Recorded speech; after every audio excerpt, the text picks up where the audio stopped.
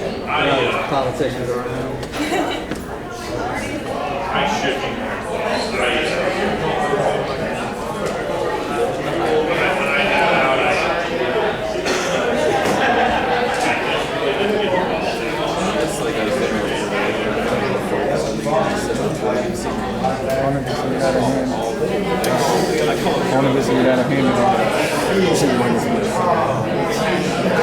Video. Especially as such a hot. I don't know about you, that affects me.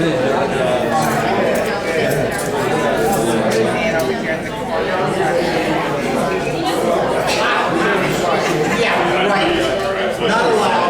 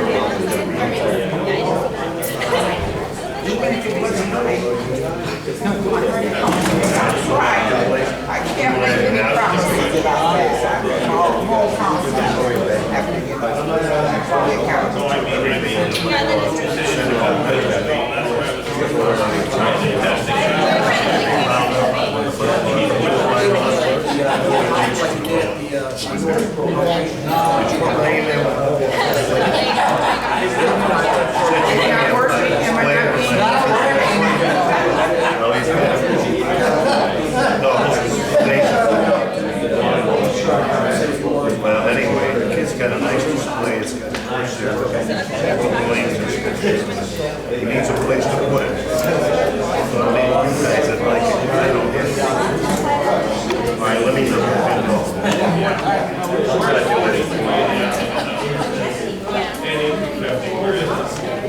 We'll put something on Southwest.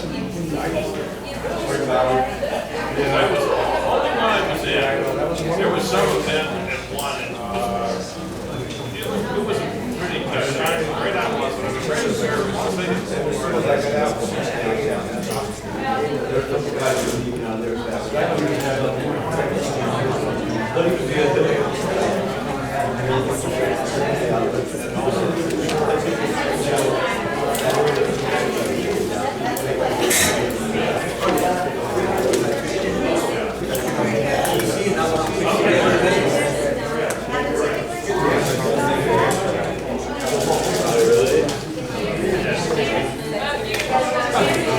That's not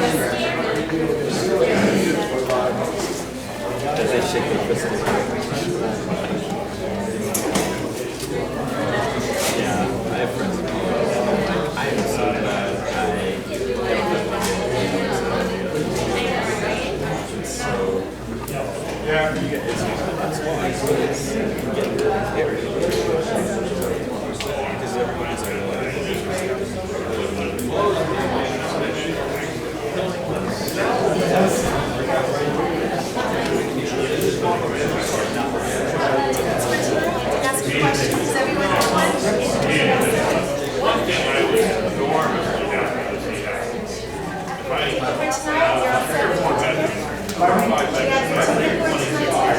Do you have your ticket for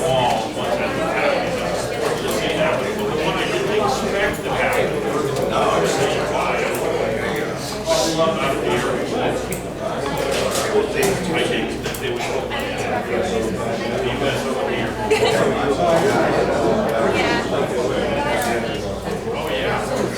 It's full, and I haven't been there, but I've been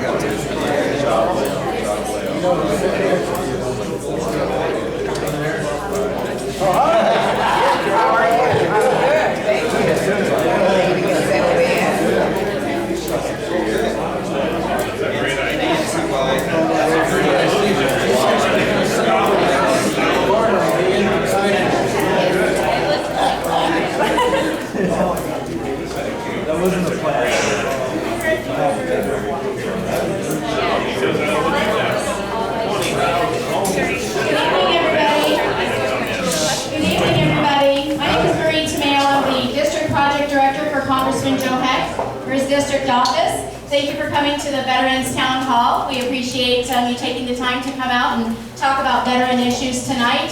Obviously, I've mentioned veterans, so we'd like to make sure everybody stays on the veteran topic tonight. We're having it here at the American Legion for veterans, so we want to make sure we talk about, TRICARE, Medicare, VA issues, anything like that that has to do with veteran issues. We are using the ticket system tonight, so everybody, if you'd like to ask a question, make sure that when I call your number, Keith, the gentleman in the back, he's going to bring over the microphone and allow you to ask your question. If we do get through all the questions, hopefully at the end of the time, we'll be able to ask some more questions if we have time. Does anybody have any questions? No? Soon, sir, soon. Yeah. Everybody, Congressman Joe Haggard. Thank you.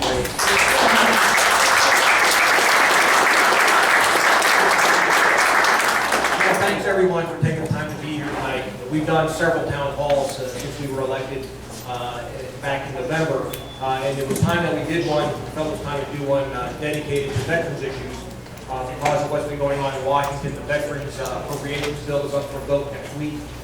So we wanted to spend some time, as I've done before, holding different veterans events, trying to get what's important to the veteran community back in Washington, D.C. And I'm very pleased also tonight to let you know that Carol Turner's here from the Nevada Office of Veteran Services. So if you got any issues with the Nevada Office of Veteran Services, they're right there. And also John Bright's here from the VA office down here in Southern Nevada. And before I start with some comments and get into your questions, I'm going to give Mr. Bright an opportunity to kind of give you all an update on what's going on with VA in Southern Nevada and the VA hospital. So, Mr. Bright.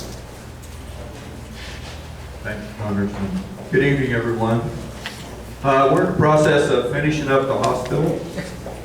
All of you know we're building a hospital. It will be completed. Construction will be completed probably September, October timeframe of this year. Then we begin the punch list process, and we expect to get the keys to the hospital sometime around February. At that point, we will begin moving in furniture, equipment, and staff. And if all goes well and nothing happens that I'm not aware of, we should begin seeing patients at the hospital on or about probably June 1st. We're also building 4 large primary care clinics. One of those is in Henderson. Will be located at Warm Springs and Racetrack. And it is on track to open before February. Our plan is to get the 4 primary care clinics open and operational before we begin the task of moving in the hospital. If any of you are from Pahrump, we're also in the process of developing a clinic in Pahrump. Construction should, I don't mean Pahrump, I mean Laughlin. We should probably begin construction there in about 6 weeks, and we expect to open Laughlin late spring, early summer. We've also just now received money for a community referral center for the homeless, and that's in the contracting phase, so hopefully toward the end of fiscal year 12 or early 13, we'll be opening that as well. So it's a little busy. You've waited a long time. We've all waited a long time. Should have happened a long time ago, but we're finally there and the end is in sight, so hang with us. Thanks. Thank you, Mr. Bright. And, we all owe Mr. Bright a great deal of gratitude, all of us veterans, for everything that he does here in the community. And getting this hospital on track, and getting it open, and being able to take care of all the vets with Southern Nevada. It's about time we've had a hospital down here. I want to talk about a few of the things that are now going on in Washington as we move into the Veterans Appropriations Bill next week. Give you an update on some of the things that we've been working on, legislation that has been introduced. One of the things that everybody in the veteran community always is concerned about is the Chapter 61 retirees and the concurrent receipt issue. There are currently 3 bills that are under consideration to address concurrent receipt. Hopefully those will move through the committee process. I've co-sponsored one, HR 333, which I think is the most comprehensive of the concurrent receipt bills. But hopefully we'll be able to move those through the process and finally put to rest the issue of concurrent receipt and Chapter 61 retirees.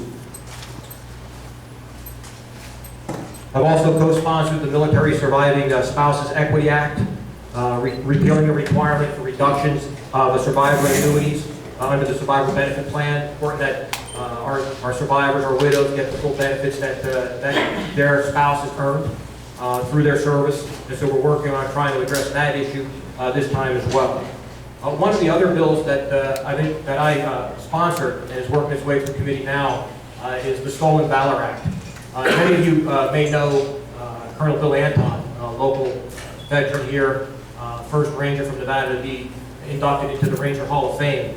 And he brought to my attention the issue of how much we've seen over the last few years of people impersonating our war heroes, whether it's by claiming combat service, whether it's by claiming that they served with an elite unit, or that they won an award or a medal that they did not actually win. You may remember that a few years back, it was 2005, Congress passed a version of this, making it a crime to misrepresent yourself. However, the Ninth Circuit Court determined that that was unconstitutional under freedom of speech. So we're trying to fix that constitutionality clause. We reintroduced a new bill that will say that if you misrepresent yourself as a combat vet, a member of an elite unit, or having won an award, being given a medal that you did not actually win, that would actually be an act of fraud. And therefore, if you did it to gain anything of value, it would be an act of fraud, and then therefore would be a crime. So we're moving that through. It's got now over 40 co-sponsors.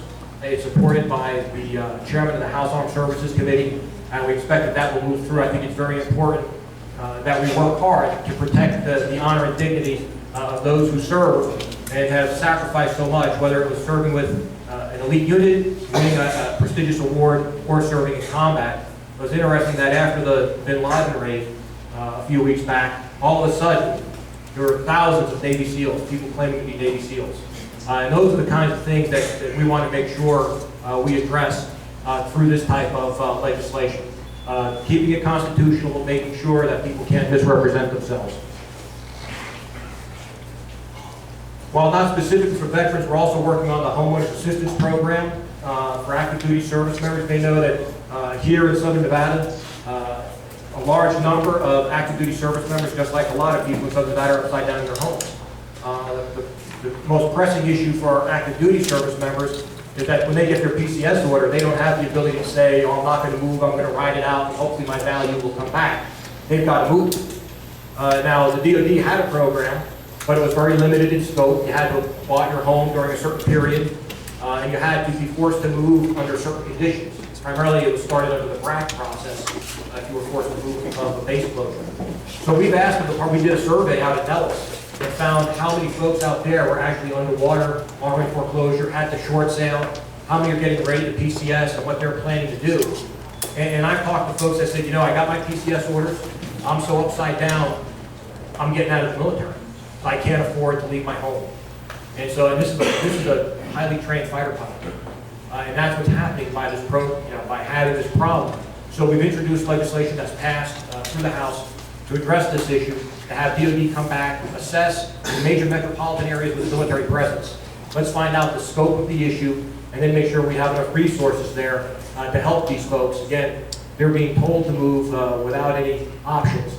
So we've got to make sure that we can help them out to the greatest extent possible. There's been discussion on TRICARE premium increases and what's going to happen to TRICARE. The Department of Defense is able to do that under policy without necessarily coming to Congress. And they came and testified before us on what their plans were as far as premium increases and also pharmacy copay increases. The subcommittee that I sit on, the Personnel Committee, took exception with some of the increases that they were planning.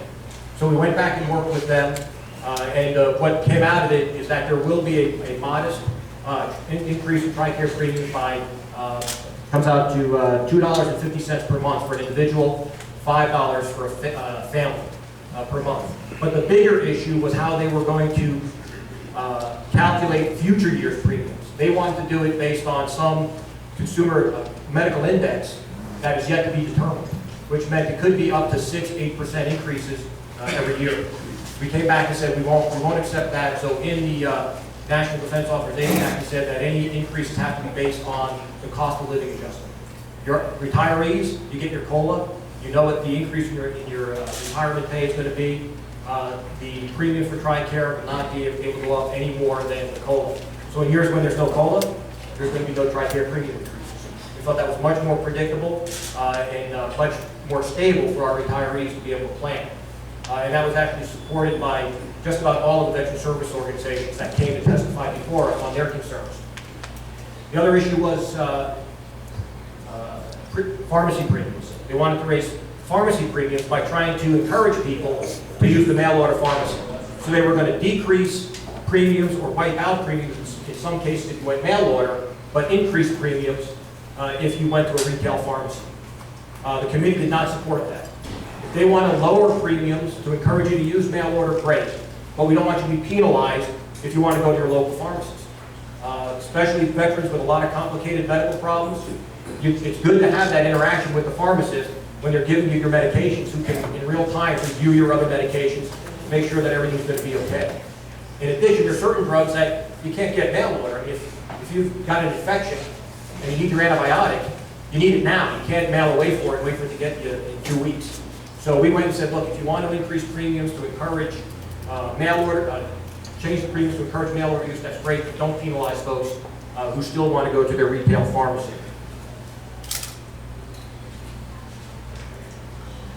We're also working on correcting the Reserve Retirement Act. How many folks were in OIF or OEF? Anybody? You? If you were a reservist who was mobilized, now you can get early retirement credit. For every 3 months you served, you get 1 month off your retirement year, so you can start retiring earlier. But when they passed that law, it had to be consecutive service within a fiscal year. So somebody who got mobilized in September and crossed the fiscal year wouldn't get the full credit for their mobilization. So we fixed it by saying it's just 12 consecutive months. So this way you can get that full extra retirement credit moving forward. During the debates on the continuing resolution, we passed a Ensuring Pay for Our Military Act. Wanted to make sure that in the event of a government shutdown or any delay in passing government budgets, that our military members continue to get their paychecks. I tell you, during the debate on the last continuing resolution, when we finally passed it out on a late Friday night, I tell you, my reserve unit, my group, we were scheduled to have reserve that weekend. We got an email that Friday saying you got to cancel all your reserve, all your duty this weekend because we don't know if we're going to have a budget. And if you went to the MyPay website, to look at your LES, the website got so many hits that it crashed the system because people were trying to check on whether or not they were going to get paid. And sure enough, they had already processed LESs. And so folks were only going to get paid from the 1st to the 8th of the month and not from the 9th to the 15th to the mid-month LES. And those numbers were posted. And that caused a lot of concern for a lot of active duty folks. In fact, one of our members got a call from a soldier in Kosovo. Heard the delay in the phone, and the guy was talking about how difficult this was going to be for his family. They're back home, paying the mortgage, trying to pay the bills, and he's only going to get 7 days worth of pay this month. And the congressman heard the delay in the phone and said, well, where are you calling from? He said, sir, I'm calling you from Kosovo. But there's somebody who's not concentrating on the mission because of what was going on in Washington.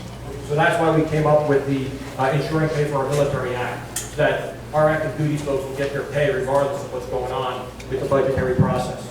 Yes, they are. I think the thing that the last thing I want to touch on, which is good news, and this had nothing to do with Congress, but it's a piece of good news that I think needs to be put out there, is that the VA and DoD has finally agreed on the streamlined evaluation disability process.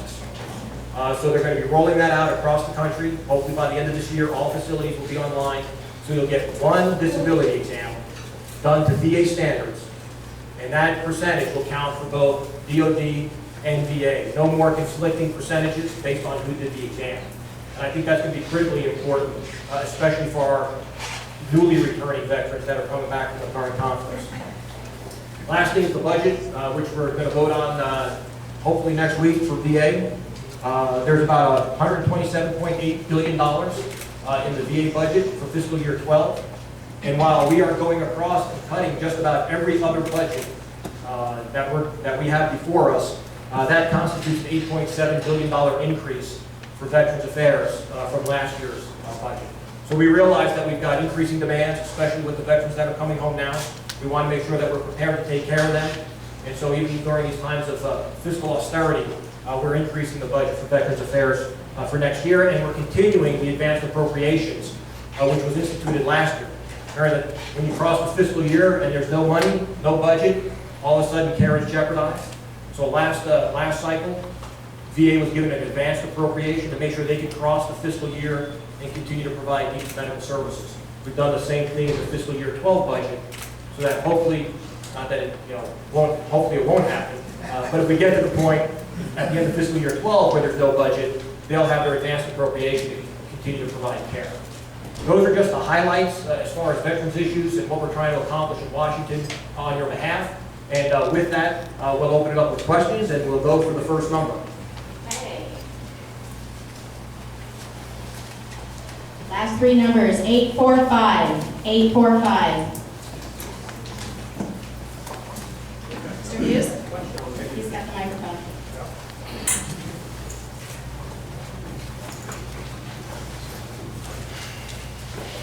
Hi, Congressman Heck, Mark Traeger from the Southwest Russell Hualapai area.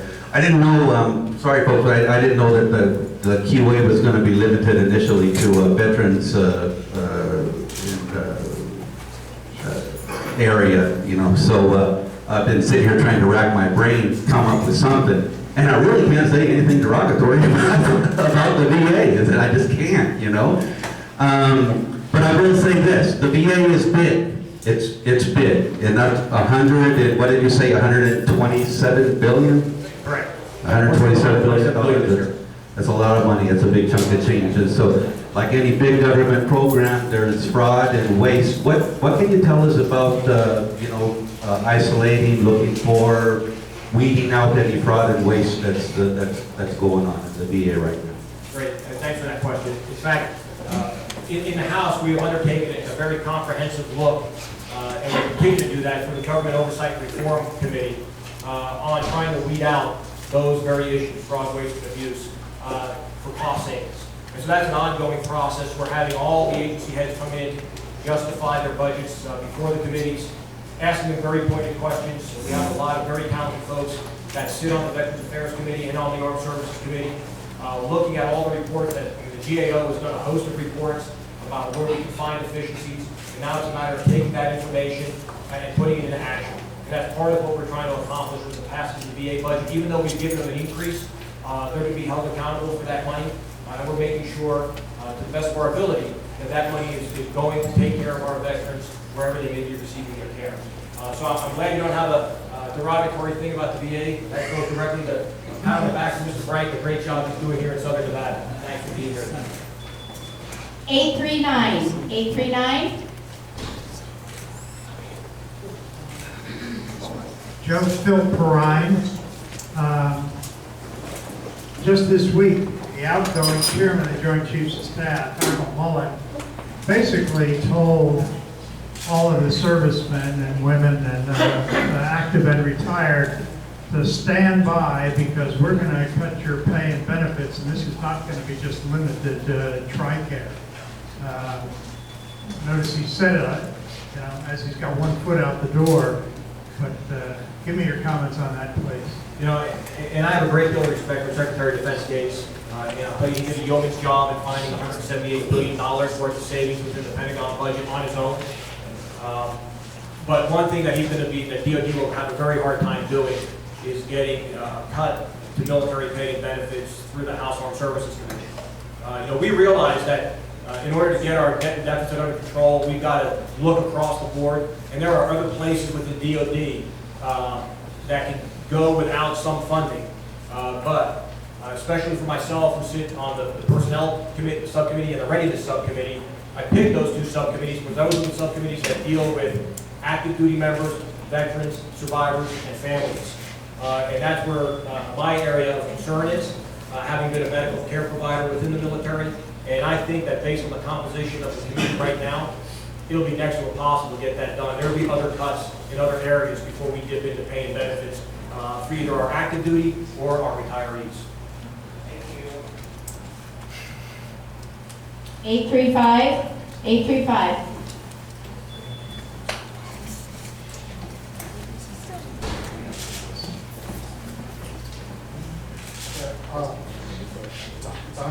So my question doesn't necessarily have to do with veterans, but probably future veterans. As you know, the DREAM Act, which will allow undocumented students to be able not only to go on to college, but also to be able to join the military when they're ready for it. What do you think about that, especially the undocumented students that graduate from an American high school and being allowed to go on to join the military, which they would be happy to join, being the fact that 40% of our military are now Hispanic students. Yes, the concern I have with the DREAM Act is currently written is that it's after 2 years of military service. Most enlistments are longer than 2 years. And my concern is that it becomes kind of a backdoor draft. Are you getting people to come into the military for the sole purpose of getting citizenship? And does that become a de facto draft as opposed to having a true volunteer army that we have today? So the way it's worded right now, I do not support it. So we're questioning the patriotism of kids that are real up here on the whole high school? No, I'm not questioning their patriotism. What I'm saying is I don't support the DREAM Act as currently written in that provision.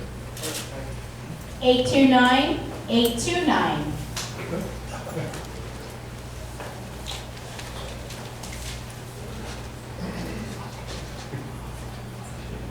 Congressman, my question is, we heard about all the problems with the graves mismarked in Arlington, and just lately, I guess the other day, 3 ladies were arrested for stealing grave markers from veterans' graves.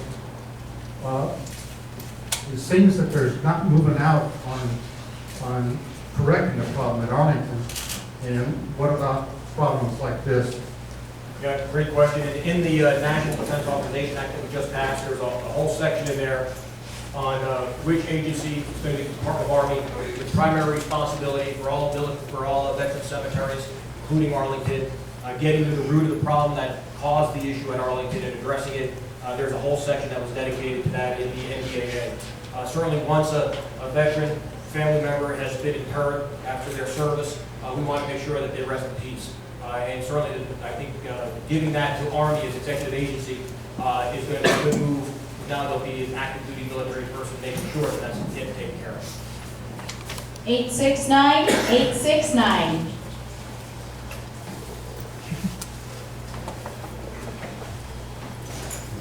Now that we're seeing a lot more female combat veterans, There's been a dramatic increase in something called military sexual trauma. What do you know about that, and what do you think we need to do to address it?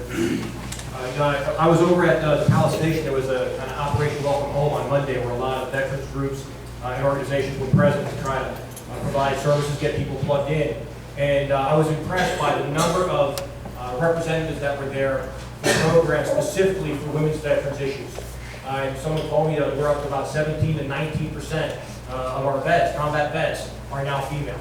And certainly there's been a big increase in the amount of attention that female health needs are receiving through the military. I support all those things that they're doing both on the active duty side as well as on the VA side. We have to make sure that we're ready to take care of their specific needs, regardless of whether it's PTSD, physical trauma, sexual trauma, emotional trauma. They have specific needs that we've got to be prepared to take care of. 868-868.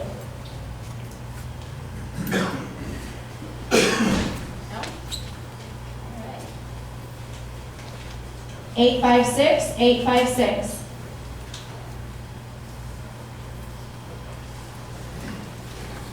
I'm Blake Rover, I'm a veterans advocate, and one of the things the VA has done is consolidate different benefits to speed things up. And it's been a total failure for survivor benefits. Used to could do them in 3 or 4 days.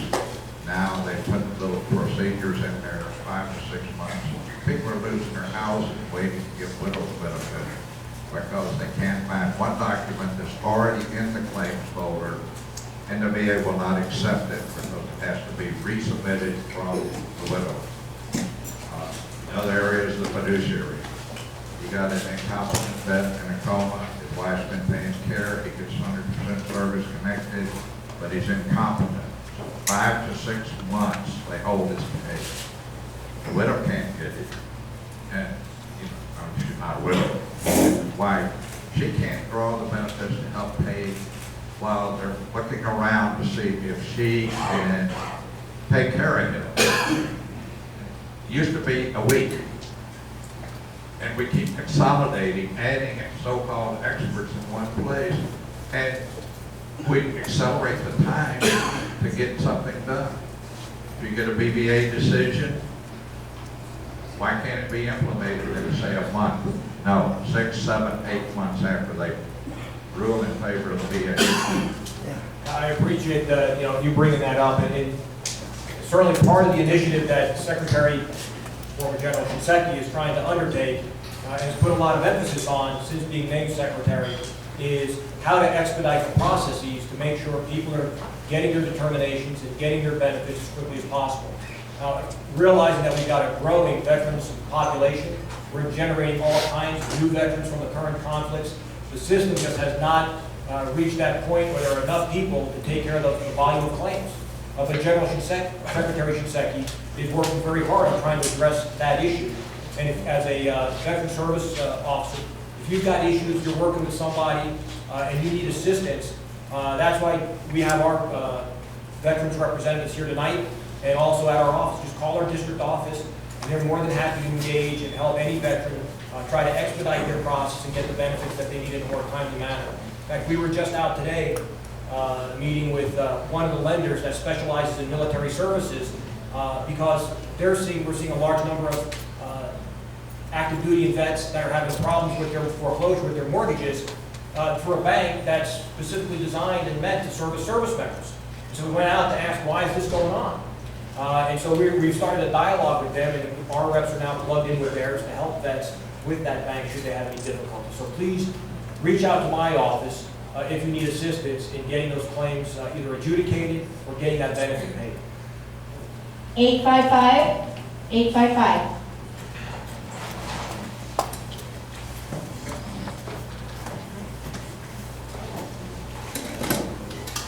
Eight 843.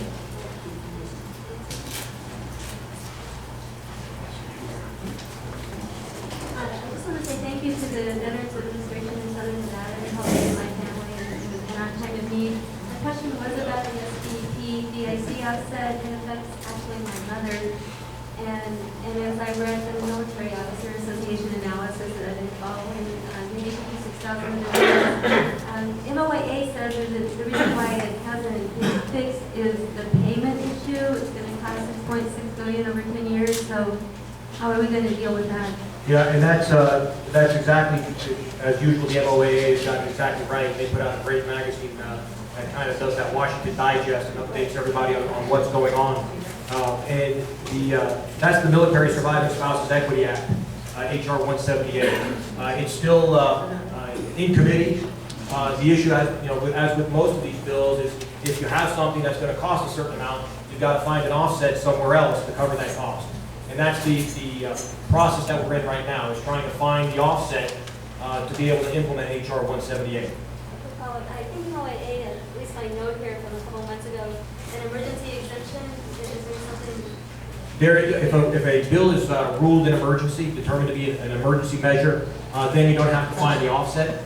As of right now, there's been no movement to make that bill an emergency measure. It's usually reserved for things like war funding or homeland security, things along those lines. Not to say that as the process moves along and we get into September towards the end of the fiscal year that I can't predict whether or not that's going to happen. But the whole issue right now is trying to find the offset for passing it. 859, 859. Yeah, Congressman, I'm wondering, it's Ernie Bushman from Henderson here. I'm wondering if the Ryan proposal budget impacts veterans in any way? Yes. Negatively? Yes. Could you please let me know? In my review of the budget proposal, I don't see where there's a direct negative impact on veterans, other than, actually there is no direct impact on veterans. You know, the whole thing is trying to bring down our debt deficit, so there's going to be spending cuts across all agencies to try to control wasteful spending. But there's nothing in there that specifically targets anything that would directly affect veterans. 840, 840.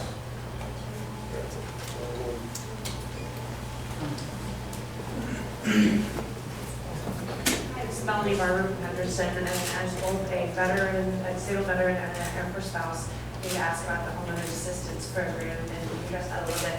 What should we, as military families, be doing? I've heard a lot of those sad stories too, where folks are having to pay out their kids' college funds and their life savings in order to deal with the mortgage crisis, both here and in other major cities in the Southwest. Yeah, I think if you're remaining locally and you're having the issue, certainly reach out to our office and we can help, try to work with you and your bank to get something accomplished on your behalf.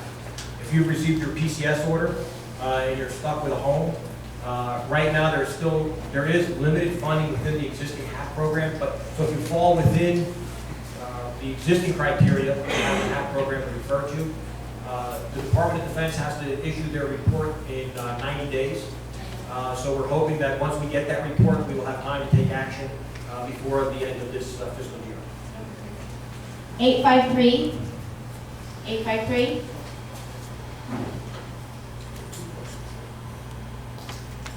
Eight, 841. Yes.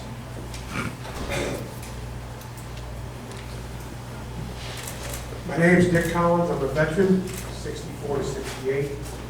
And I have a couple of questions. I wanted to follow up on this gentleman back here. According to the CBO, the Congressional Budget Office, if the Ryan bill goes through as written, approximately 1.3 million veterans will lose their health care benefits. And second question, presently we have more and more veterans coming on the rolls. And with this, the administration has gone out and attempted to hire 1,300 additional people to speed up the process, to take it from 2 years, hopefully to a few months. But with the process, the budget process being held up in Congress, particularly the House, these 1,300 people are not being hired. And the administration cannot hire them because with the tax extensions that keep going into place, does not include these new spending monies. So the administration is not able to hire these 1,300 additional people. Is there any way you can help out? Sure. The issue, I'll tell you, sir, is not with the House. The House has passed the budget. The Senate has not passed the budget in over almost 800 days. So when there's an issue of who's holding up the budgetary process, House has passed the budget, we need the Senate to come up with a budget proposal and then pass something, but they've done nothing for almost 800 days when it comes to budgetary processes. Follow up on that, the administration budget that's in there, that the House refused to accept, has monies to hire these 1,300 people. Why cannot the Republican budget also put in there to hire these 1,300 additional? As I said, in the budget proposal that we're working on right now, the appropriations bill that we're working on, that I think we'll be voting on next week, we increased the VA's budget by almost $9 billion. How they use that funds is up to General Secretary Shinseki, far too long on the General Shinseki. Secretary Shinseki utilizing those dollars where he, as the Secretary of VA, thinks those dollars need to go to get the job done. We've increased the budget by $9 billion this year, or in fiscal year 12. 858, 858.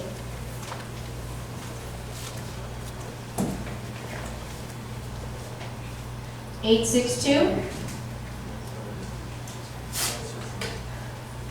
Congressman Heck, how are you? Good to see you again. Good, how are you? So you out in Boulder. Not, okay, but so everybody else. Okay, my name is Steve Spindell. I'm with, I represent, I guess, over my lifetime, a lot of different things. I met you out at Boulder, served 14 years in the United States Air Force. I work for Clark County now, and so my official stance today, even though I'm a former member of the United States Air Force, and I also represent SEIU Local 1107. I have 2 questions for you, sir, Congressman.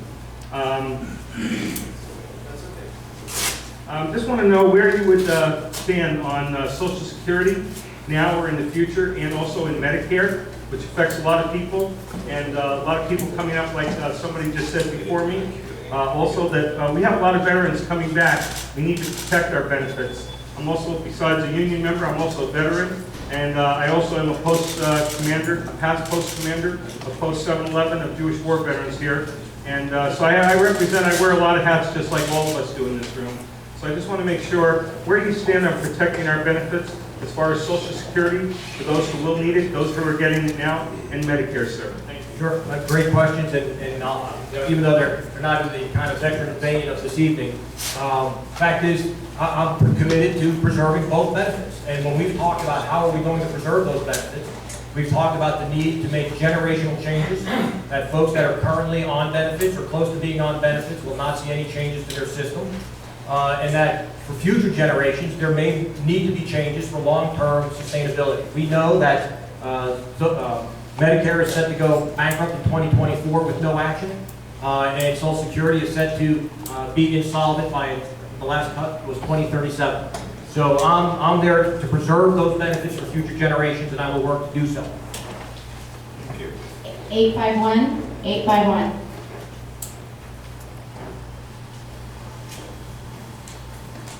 $865.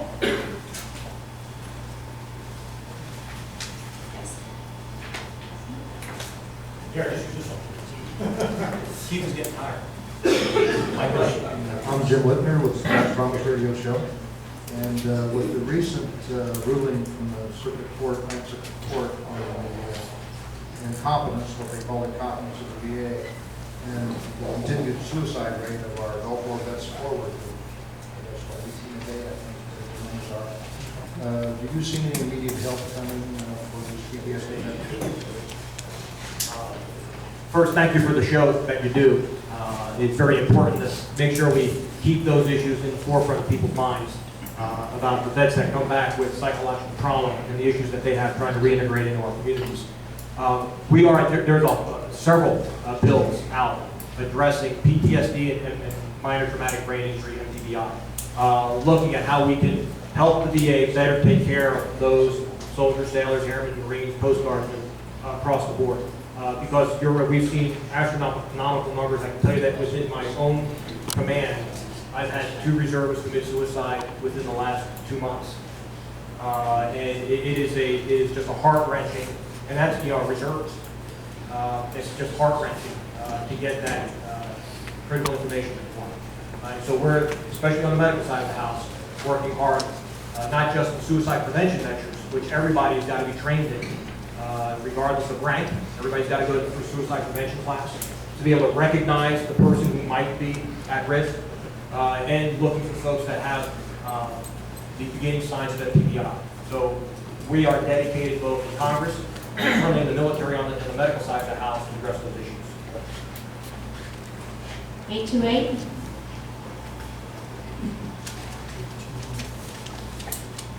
(873)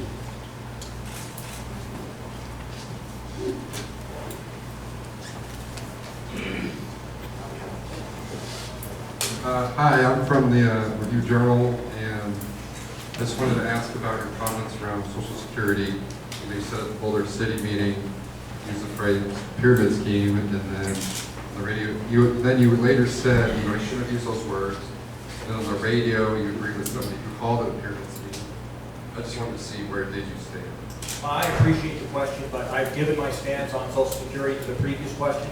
This is a Veterans Issues Town Hall, so at this point, I'm not going to comment on that question, but concentrating on Veterans Issues. 850. 850. 852.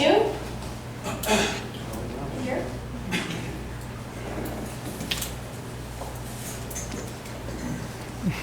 Congressman, are we just allowed to speak about VA matters or other matters? Well, issues that concern veterans. That's the purpose of the town hall this evening. That's how we put it out, and that's why we're having it at the American Legion Post. How can we keep the co-payments down at the VA clinics across America in regards to veterans that have not been injured in wartime accidents or anything of that nature? So higher priority vets, like priority 6, 7 vets? Like me, yes, sir. It's an issue of trying to meet the budgetary needs and the way the system works, as you know from being involved in it, the priority system that's assigned to veterans based on whether or not it's a service-connected disability. And that's where the primary effort has been, taking care of folks that have been injured, wounded during service. So it's all a matter of taking the resources that we have and trying to stretch them to go as far as we can. And in the current bill, again, with the almost $9 billion increase, there's opportunity to try to provide services over and above the first 6 or 7 priorities. But there's no easy answer to that. It's the budget that goes to the VA and how they prioritize services to veterans. 860. 860. Congressman Dick Moss from the American Legion. I just wanted to clarify something. I asked you to clarify something you said earlier about the TRICARE increases that we're looking at. You said that it's in the bill that there will not be a TRICARE increase greater than the COLA increase that we get. Is that in dollars or in percentage? Percentage. Percentage. Right. So if the COLA percent is at 2% this year, then you're ready for the TRICARE premium. You see a 2% increase. 830. 830.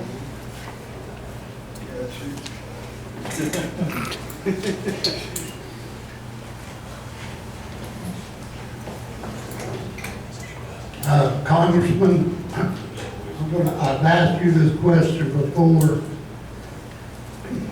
Low-income vets living in HUD housing with aid and attendance.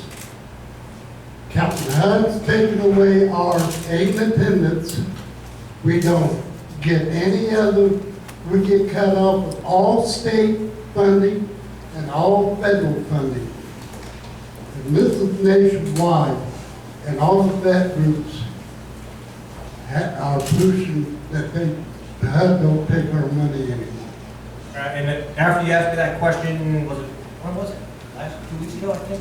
About 8 or 10. Yeah, right. I brought it back, and my staff is actually, my DC staff is researching that issue right now. So I'm hoping that by the time I get back next week, we've got the information so that then we can look at it and try to figure out what we need to do to correct the problem.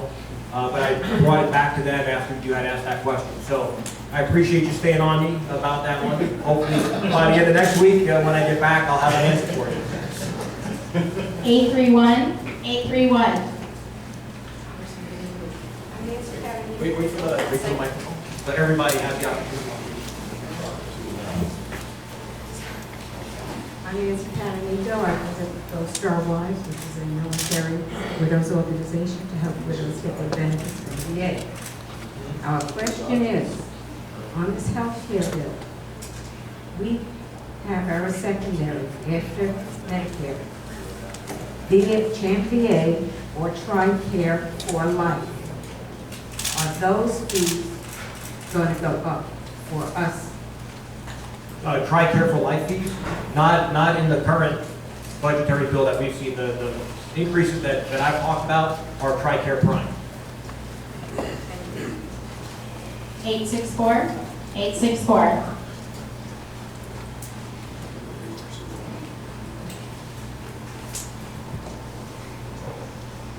Congressman, my question is for vets and generally everybody that cares about breathing.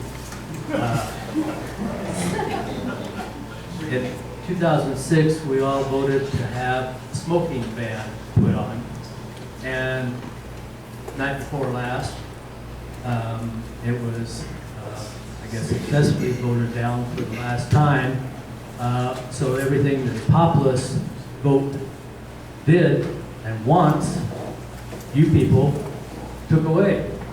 And my question is, when the populist wants it, why did you even do anything except to expand and make it stronger instead of weaker? I appreciate the question. That was done by the state legislature. I'm not up in Carson City. I had nothing to do with that bill or that vote. In the way that the law works in Nevada is when something passes by ballot question, after 3 years from passing, it can then be open for amendment and changing, and that's what happened this year.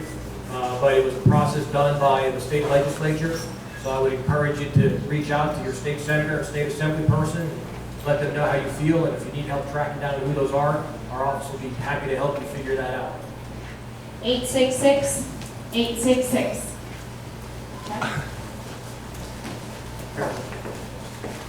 Thank you. Chuck Baser, Veterans Reporter. I came in a minute late, so if you answered this, I'm sorry to repeat it, but recently you voted for a $553 billion Defense Authorization Act, and then you turned around and you voted against a $100 a month increase for combat troops. How could you justify all those billions and then you couldn't give our troops $100 a month over in the Middle East? Yeah, the issue for the increase in combat pay came down to the personnel costs associated with what's going on right now in the Overseas Contingency Operations Funds, baseline budgets, and the determination made by the Appropriations Committee when they submitted their budget was that that wasn't going to be an item in the budget. We can't pick and choose which item is going to come out of the bill. The Appropriations bill did not include that in their final determination when it came out of the Appropriations bill. So if it came up separately, you'd vote? I think that if it was a separate amendment looking at increased combat pay, and there was the budget to pay for it, certainly, having been there and having collected combat pay, I would support those folks in harm's way getting that additional monies if it came up as an amendment. Unfortunately, it was part of the overall bill. 838, 838.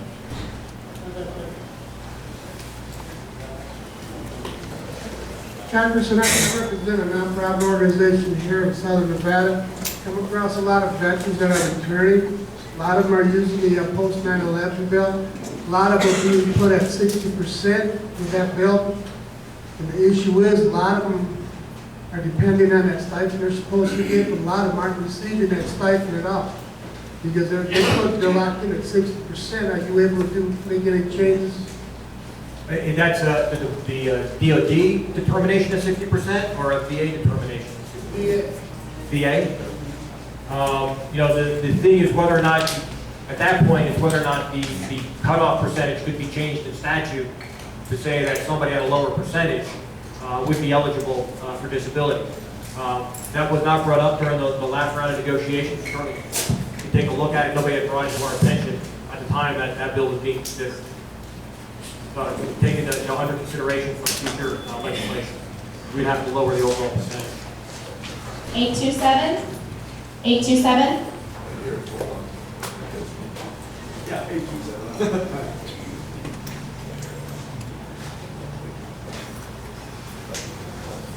Congressman, thank you for being here, and thank you for what you do for veterans.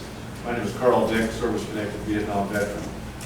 I run across a lot of vets, not only at the hospital, but at the medical clinics.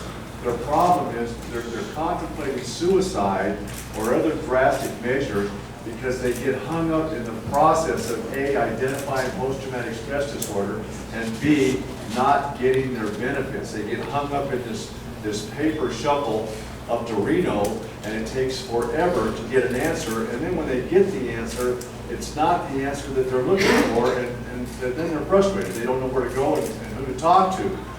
Can we address that? That's what we're trying to address with plussing up the VA budget, my Secretary Shinseki initiative to increase the turnaround time in processing and adjudicating claims. But in situations like that, which are time sensitive, truly time sensitive, critical, somebody's at the end of their rope. The best thing then is just for them to go to the closest emergency department and get plugged in with services, maybe a little after the fact. But we want to make sure that that individual gets the immediate care that they need at that critical time, and then worry about sorting out the paperwork later. And that's our office can help with that, in trying to help expedite the process, especially after somebody's been in crisis, as you just described. Thank you. 844.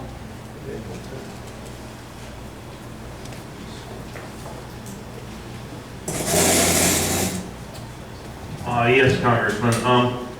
My concern is on the revenue end of it, because I don't think the military is going to, maybe they won't have enough money coming in. I read where GE made $14 billion and didn't pay a penny in taxes. Are you worried about the revenue end of this thing or at all? The revenue end into the Department of Defense budget? The revenue end as far as the whole tax structure. I mean, with the oil companies getting subsidies and GE making $14 billion and not paying a penny, are you worried about we're not getting enough revenue coming into the government? I am concerned about that, and that's why in the Republican budget proposals, there's a provision to get rid of deductions, loopholes, and subsidies to help flatten out the revenue curve and make sure that everybody's paying what should be their fair share, so that we have the money to provide the services, whether it's the DoD or what other agency. Those are proposals that are contained in the Republican budget proposal that's currently in the House. 842. 842.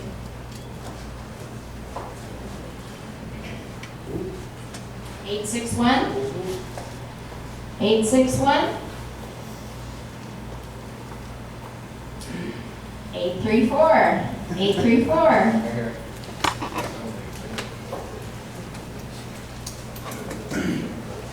Thank you, Congressman. This is related to the question that the gentleman just asked before. You mentioned the Republican budget. In that polarizing budget, you actually slashed energy and research and eliminated subsidies and tax breaks for Nevada companies here. And now you're supporting subsidies for out-of-state gas and oil companies.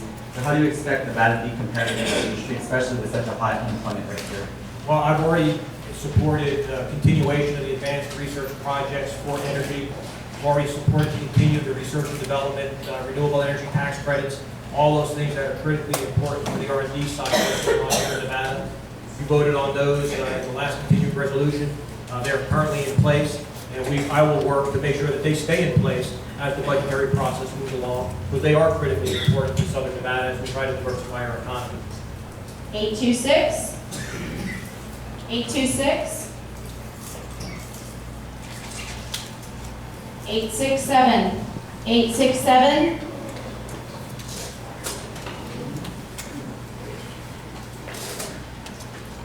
Yes,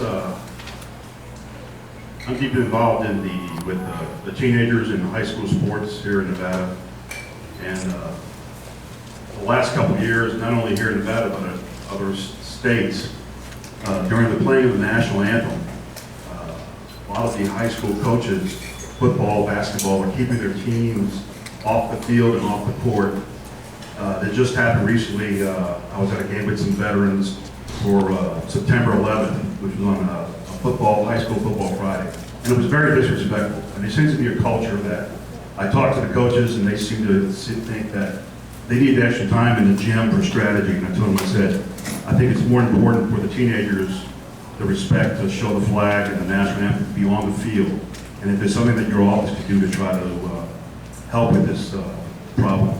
I appreciate that sentiment, and I would agree with you. I think that taking a few minutes before a ball game to play the national anthem and show respect by those folks that have the very freedom to be able to play that football and basketball game in a free country, to those who have provided those freedoms would be nice. At the very least, we'll get offline. You let me know if that happened at a local school.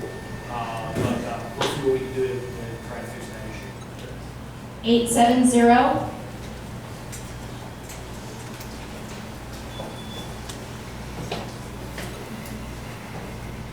Congressman Cherie Peterson, Blue Star Mothers of Henderson. I have a question. As the mother of a son on his third deployment, we hear rumors all the time, and one of the rumors that he was aware of, is there in fact a bill before the House to get rid of the combat pay or to cut that out completely? No, there is not. And one, thanks for your service as a Blue Star mom and everything that you do for moms that have kids serving, as well as what you do for transitioning to Gold Star moms. And for your son's service. There is nothing currently pending that would zero out combat pay. 836.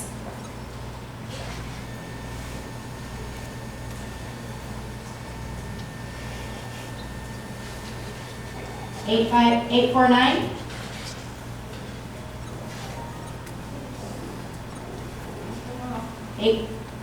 845. Sure wants to buy it for it? 847. I'm taking them. Here we go. We got one. Got a winner.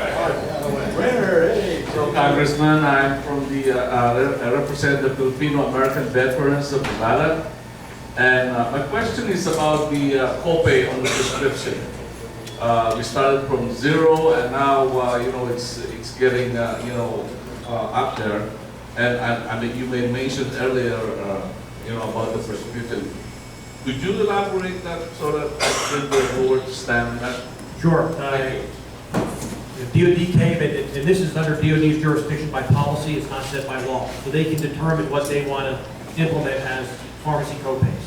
They came and told us what their plan was of decreasing or eliminating, in certain cases, mail order copays while increasing retail copays to try to push more people to mail order their drugs. As we went over that, we did not agree with it. We felt that if you want to lower copays to encourage people to buy mail order, that's great, but don't penalize people who want to go to their local pharmacy. And that's the direction that we've given the Department of Defense. Is that you can lower them to incentivize people to go mail order, but don't penalize folks, especially for those drugs that you've got to get today. That you can't say, my antibiotic, I'll wait for a week to get it. I need it today because I've got my infection now. And that was the direction that we've given the Department of Defense and how to move forward with their pharmacy programs. 832.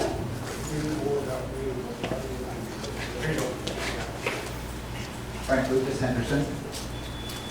My question is actually a statement in that the government is looking to save money, but continues to duplicate services within government agencies.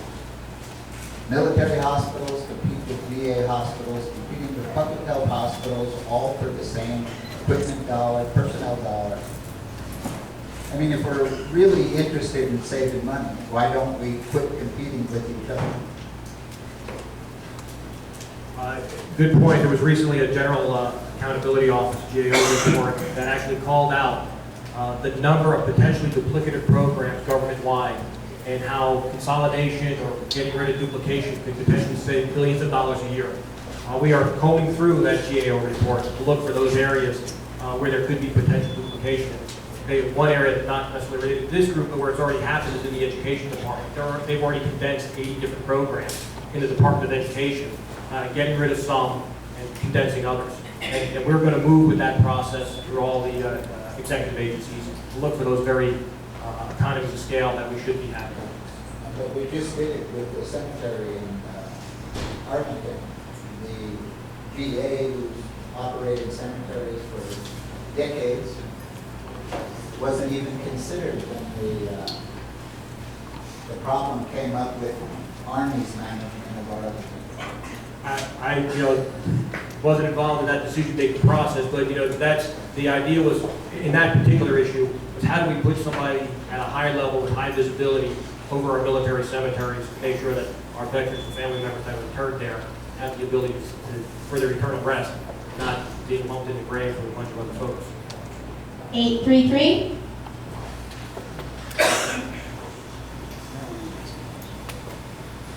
Congressman Bruce Allen, I want to first of all thank you for all you've done for veterans and for us. We certainly appreciate it. And I'm going to ask probably the most trivial question of the night, but it's a follow-up to what I asked at our committee meeting several weeks ago. Shortly after the Bin Laden incident, Disney Corporation attempted to copyright or is attempting to copyright the term SEAL Team 6. And you said you weren't aware of it. I forwarded some information to Roxanne. I'd like to know what's being done about that and what's being done to protect the name of other things like submarine service or stuff that belong to all of us shouldn't be allowed to be copyrighted by one corporation just trying to make money. Right, and after you provided that information, we generated a letter inquiring about that very issue. Subsequent to that, they withdrew their proposal, their request to copyright SEAL Team 6. So thank you for being so they're no longer moving forward with that, and I think they saw that that was probably not a wise thing to do, not necessarily because of the letter that we generated, but because of the total, there was a huge public backlash, as you can well imagine, with somebody wanting to copyright the term SEAL Team 6. 863.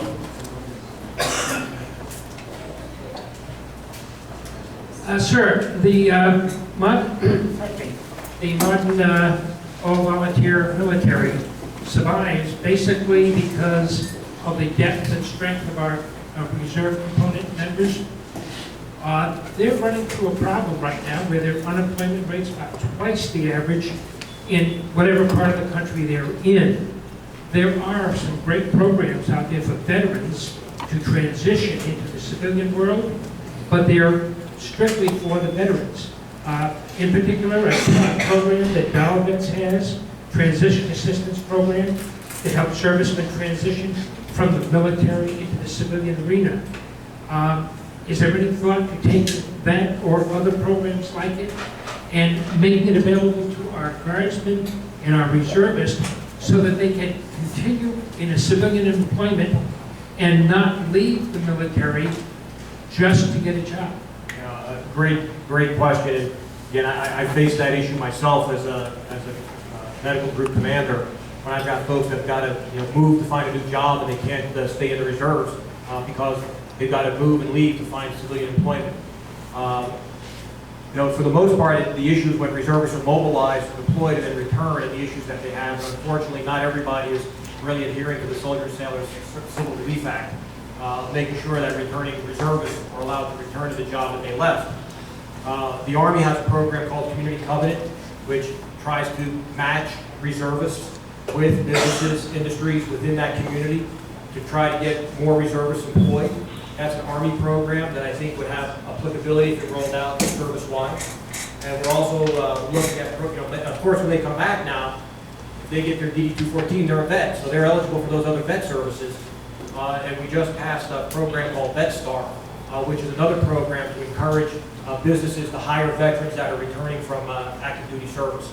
So there are some things going on at the federal level within Congress. There are other things being done by the services themselves, and hopefully that'll help decrease the unemployment rate amongst our reservists and thereby increasing their readiness. 849.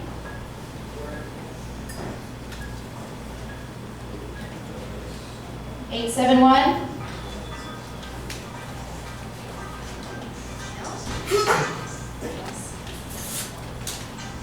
847.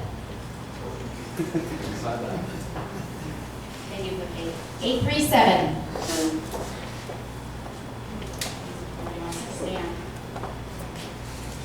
875.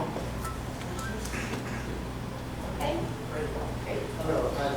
Dr. Senator Head, I was questioning, I have a janitorial business and we hire a veteran myself, a Vietnam era. And I was curious about hiring veterans that perhaps the veterans facility at the hospital, the new veterans hospital, where we could take some veterans, offer it at least to some veterans that were interested, to give them employment and have a contract for that, and see if we could get them out their cars, off the street, and actually lift them up all the way to owning their own business if they were interested. And I was interested in trying to put a program like that and see if I could get some support. First, thanks for your service, and the person to talk to is the gentleman that's sitting right up here in the corner chair, Mr. John Bright from the VA. To make that connection for you. Thanks for being here, Mr. Bright. 857. Now we have a couple numbers. 850. 874. Hi, Congressman Heck. First, I'd like to thank you for coming here for us to have an open forum. But what I want to talk about is the hardest hit fund here in Nevada.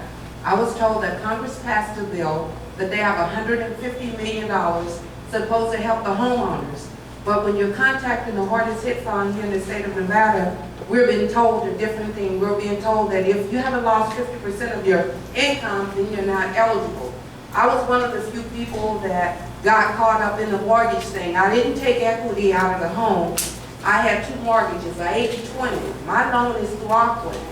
I sent in my paperwork for the Obama modification fund, only to be told by Auckland that I didn't qualify. In terms, they would offer me something else, but the Obama modification fund was based on 30% of your income. What Auckland offered was actually the same thing. What they were choosing to do was to give me financing for 7 years, just on the 80%, saying somewhere down the line, maybe I could buy out the other 20%. I want to know, how can we as Nevadas take advantage of the hardest hit fund, because we're still hurting. I work here at the local casino. I'm a part-time person. My job is based on if we have hotel occupancy. If there's no occupancy, it's no work. Where do we go as Nevadans to get help from the hardest hit fund? The first place you're going to go is to Sherry, who's right over here, who's my housing caseworker. That you know, in a private situation, get more of your details, and figure out what programs you might qualify for and help you navigate that process. You're right, the original HAMP program didn't help many Nevadans because the cutoff was way too high, and most people here were so far underwater that they didn't meet the cutoff. The hardest hit fund, which came to the 5 states, Nevada being one of them, was supposed to make up that gap. But yet, a lot of the restrictions in that fund also took out a lot of Nevadans from being able to participate. Those were programs passed by the last Congress. So what we're going to do is we'll get you in touch with Sherry. We have a listing of all the possible programs. Once we get your details, we'll figure out what program will best fit you. Likewise, if there are others in the audience that are having foreclosure mortgage issues, we invite you to do the same. Call our district office, and we have somebody there who will help you navigate that process and figure out what program is the right program for you. Thank you, sir. Okay, last number is 854.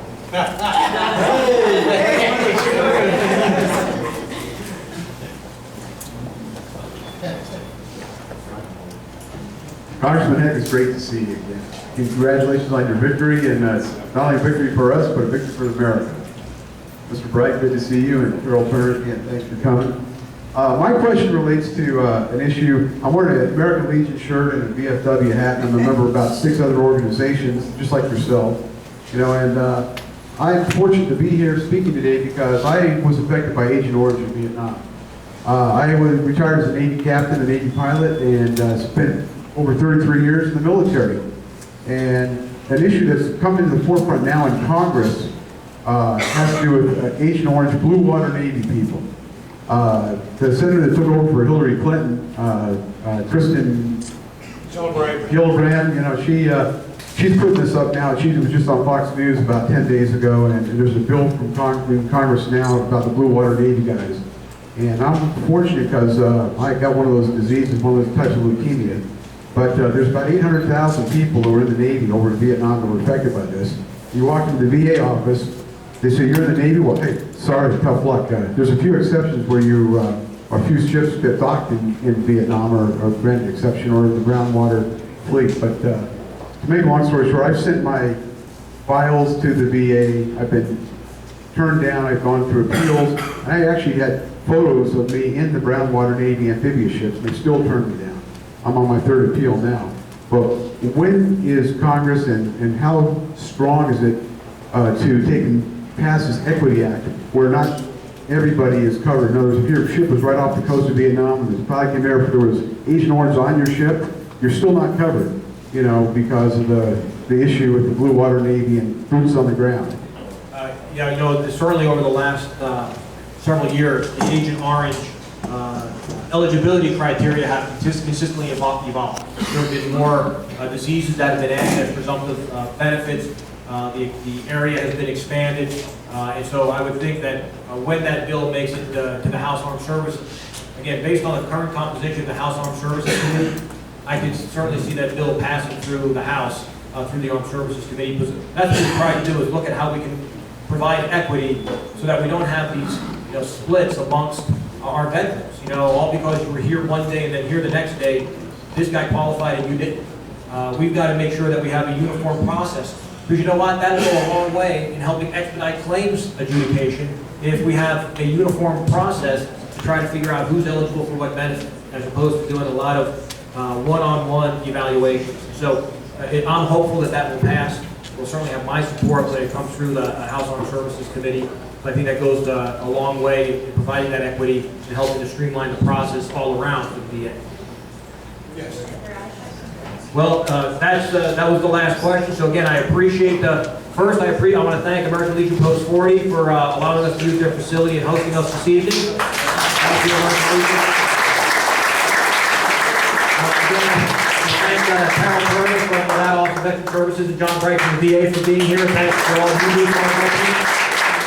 Most of all, I want to thank all of you for taking the time to be here this evening and bringing these issues to our attention. You heard, when we heard about SEAL Team 6, we were able to look at it. When we heard about HUD using personal care attendants as part of your income for your voucher, we were starting to look at it. Well, you need to bring us your issues so that we know what's going on for you, and then we can work to try to solve. So thanks for your service. God bless you all. Thank you for coming. And I gotta wait. John Bright said, please tell them I'll stay to address any personal issues you have with the VA. Thanks, John.